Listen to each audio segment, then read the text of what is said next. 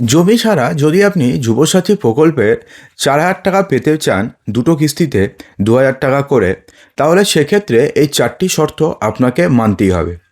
এছাড়া বেশ কয়েকটি নথি রয়েছে, যেই নথিগুলো যদি আপনারা দেখাতে পারেন তাহলে আপনারা জমি ছাড়াও কৃষক বন্ধুর 4,000 টাকা পেয়ে যাবেন, অন্যথায় কিন্তু আপনি পাবেন না।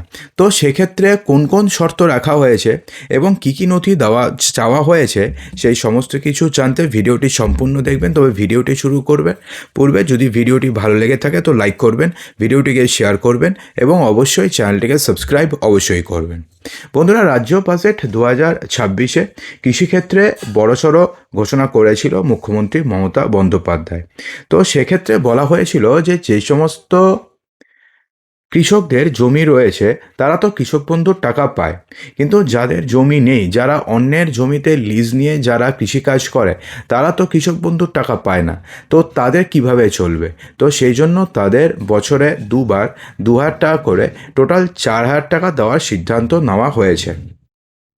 তো কিভাবে মিলবে এই টাকা? সরকারি ঘোষণায় স্পষ্টভাবে জানানো হয়েছে যে এই অর্থ এককালীন দেওয়া হবে না, বছরে মোট 4,000 টাকা দুটি কিস্তিতে দেওয়া হবে।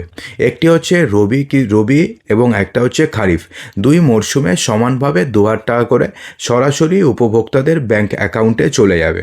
প্রশাসনের দাবি যে আগামী এপ্রিল মাস থেকে প্রকল্পের সুবিধা কার্যকর হয়ে যাবে, অর্থাৎ এপ্রিল মাস থেকে আপনি এই কৃষক বন্ধু প্রকল্পে আপনি জমি ছাড়াও বছরে 4,000 টাকা পাবেন। রাজ্যের অর্থনীতিতে কৃষির গুরুত্ব দীর্ঘদিনে, প্রায় 2/3 মানুষ সরাসরি অথবা পরোক্ষভাবে কৃষির সঙ্গে যুক্ত। সেই ব্যবস্থার একটা বড় অংশই হচ্ছে ক্ষেতমজুর সম্প্রদায়, যাদের নিজস্ব কোনো জমি নেই, তারা অন্যের জমিতে তারা লিজ নিয়ে তারা কৃষিকাজ করে, অথবা অনেকে রয়েছে যারা অন্যের জমিতে কাজ করে, তাদের নিজস্ব কোনো জমি নেই। তারা যদি এই সাহায্যটুকুন পায় তাহলে পরে তারা কিছুটা বীজ কিনে তারা নিজেদের ছোট জমিতে তারা কৃষিকাজ করতে পারবে। তো সে কারণে এই সিদ্ধান্ত নেওয়া হয়েছে। তো এখন ব্যাপারটি হচ্ছে, তারপরেও অর্থাৎ জমি ছাড়া তো আপনি কৃষক বন্ধুর টাকা পাবেন, তারপরেও কিন্তু বেশ কিছু শর্ত আপনাকে মানতে হবে, অন্যথায় কিন্তু আপনি এই কৃষক বন্ধুর টাকা পাবেন না। দেখুন, প্রথম যে শর্ত, সেক্ষেত্রে বলা হয়েছে যে আবেদনকারীকে প্রথমে পশ্চিমবঙ্গের বাসিন্দা হতে হবে। অর্থাৎ আপনি যদি পশ্চিমবঙ্গের বাসিন্দা না হন তাহলে সেক্ষেত্রে আপনি এই টাকা পাবেন না।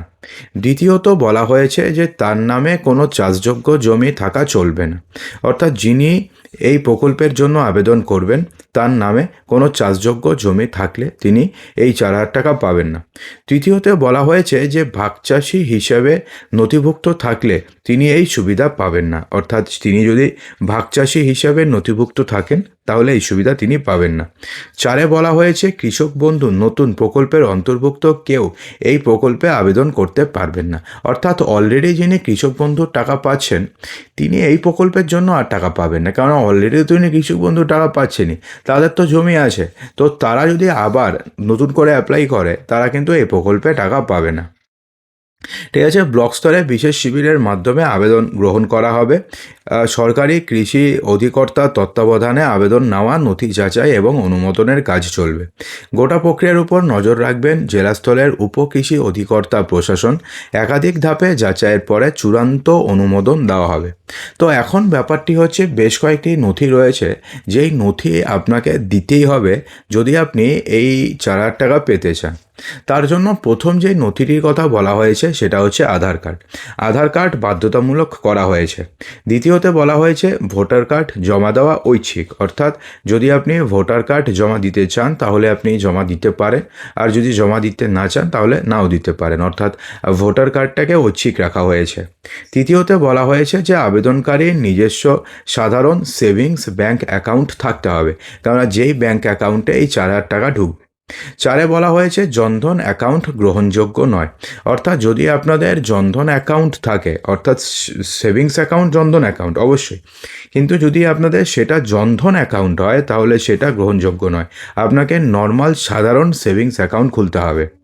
5 বলা হয়েছে যৌথ ব্যাংক অ্যাকাউন্ট গ্রহণযোগ্য নয়, অর্থাৎ আপনার সাথে আপনার স্ত্রীর জয়েন্ট অ্যাকাউন্ট রয়েছে, সেটা গ্রহণযোগ্য নয়। ধরুন আপনার সাথে অন্য কারোর, আপনার ছেলের জয়েন্ট অ্যাকাউন্ট রয়েছে সেটা গ্রহণযোগ্য নয়। আপনাকে সিঙ্গেল অ্যাকাউন্ট বানাতে হবে এবং সেটা জেনারেল অ্যাকাউন্ট বানাতে হবে, সেটা জনধন অ্যাকাউন্ট হলে চলবে না। 6 বলা হয়েছে স্বঘোষণাপত্র দিতে হবে এবং আধার তথ্য ব্যবহারের সম্মতিপত্র জমা দিতে হবে। অর্থাৎ আপনার আধার কার্ড যে আপনি জমা দিচ্ছেন সেই তথ্য ব্যবহার করতে পারবে ফার্দার যদি প্রয়োজন হয়, তাহলে রাজ্য সরকার সেই মর্মে একটা আপনাকে সম্মতিপত্র দিতে হবে এবং একটা স্বঘোষণাপত্র দিতে হবে যে আপনি যেই ডকুমেন্টস দিয়েছেন অথবা যেই টিক মার্ক আপনি দিয়েছেন সেই সমস্ত কিছুই সত্য। যদি মধ্যখানে কোনো কিছু ভুল প্রমাণ হয় বা যদি মনে হয় যে আপনি কোনো কিছু ভুল দিয়েছেন, তাহলে সেক্ষেত্রে তো আপনি টাকা পাবেনই না, উল্টে আপনার বিরুদ্ধে কিন্তু আইন অনুরাগ ব্যবস্থা নেওয়া হবে। দেখুন, যাচাই প্রক্রিয়া যখন শেষ হবে তখন এনপিএসআই মারফত ব্যাংক অ্যাকাউন্টের বৈধতা প্রথমে পরীক্ষা করা হবে। সমস্ত যদি সঠিক থাকে তাহলে ডিবিটি মানে ডাইরেক্ট বেনিফিট ট্রান্সফারের মাধ্যমে সরাসরি উপভোক্তার ব্যাংক অ্যাকাউন্টে টাকা চলে যাবে। অর্থাৎ এক্ষেত্রে কোনো মিডিলম্যান নেই, ডাইরেক্ট অ্যাকাউন্ট চলে যাবে। কৃষি দফতরের বক্তব্য যে ক্ষেতমজুরদের শ্রম এবং অবদানকে প্রাতিষ্ঠানিকভাবে স্বীকৃতি দিতেই এই সিদ্ধান্তটি নেওয়া হয়েছে। অর্থাৎ সেক্ষেত্রে যদি আপনারা কৃষক বন্ধুর টাকা না পেয়ে থাকেন, যদি আপনাদের নামে জমি না থাকে, যদি আপনি বলা হয়েছে যে যদি আপনি ভাগচাষি হিসাবে নথিভুক্ত না হন, তাহলে সেক্ষেত্রে এবং আপনি যদি পশ্চিমবঙ্গের বাসিন্দা হয়ে থাকেন এবং আপনাদের কাছে যদি এই ডকুমেন্টসগুলো থেকে থাকে, তাহলে আপনি এই প্রকল্পের টাকা সরাসরি আপনাদের ব্যাংক অ্যাকাউন্টে পেয়ে যাবেন। তো বন্ধুরা, আশা করব যে ভিডিওটি আপনাদের ভালো লেগেছে। বন্ধুরা, একটা ছোট্ট রিকোয়েস্ট, ভিডিওটিকে অবশ্যই লাইক করবেন, ভিডিওটিকে শেয়ার করবেন এবং চ্যানেলটিকে সাবস্ক্রাইব অবশ্যই করবেন।